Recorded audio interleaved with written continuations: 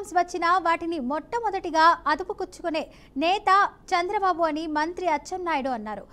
IT రంగమైన ఆర్థిక సంస్కరణలైన లేదా ఈరోజు బీఎస్టీ స్లాబ్ విధానమైన అందిపుచ్చుకున్న వ్యక్తి సీఎం అంటూ ప్రశంసించారు.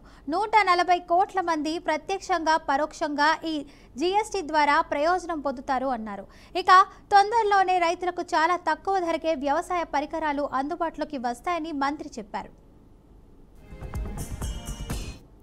దేశంలో ఎప్పుడు రిఫార్మ్స్ వచ్చినా సరే మొట్టమొదట అందిపుచ్చుకున్నటువంటి రాష్ట్రం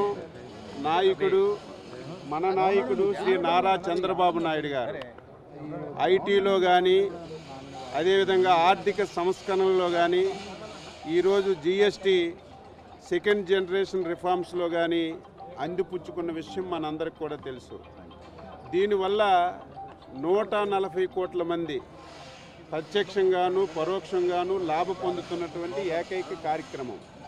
అందులో మన రాష్ట్రం ఎక్కువగా వ్యవసాయ ఆధారపడినటువంటి రాష్ట్రం. 70% మంది జనాభా వ్యవసాయం మీద ఆధారపడుతున్నారు.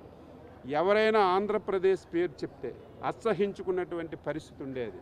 16 మాసాలుగా ప్రజల ఆశీర్వాదంతో వచ్చినటువంటి ఎన్డీఏ ప్రభుత్వం 16 మాసాల్లో మళ్ళీ ఈ దేశమే కాదు ప్రపంచం ప్రతి ఒక్కరూ ఆంధ్రప్రదేశ్ వైపు చూసే విధంగా తీసుకొచ్చారంటే దానికి కారణం ఈరోజు డబుల్ ఇంజిన్ సర్కార్.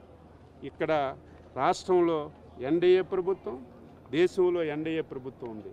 మనం ఏ మంచి నిర్ణయం తీసుకున్నా వెనకడుగు వేయకుండా ప్రధానమంత్రి గారు కేంద్ర ప్రభుత్వం సహకరిస్తుంది. కాబట్టే మనం ఈ 16 మాసాల్లో ఊహించని విధంగా ఊహకందని విధంగా రాష్ట్రాన్ని అన్ని విధాలుగా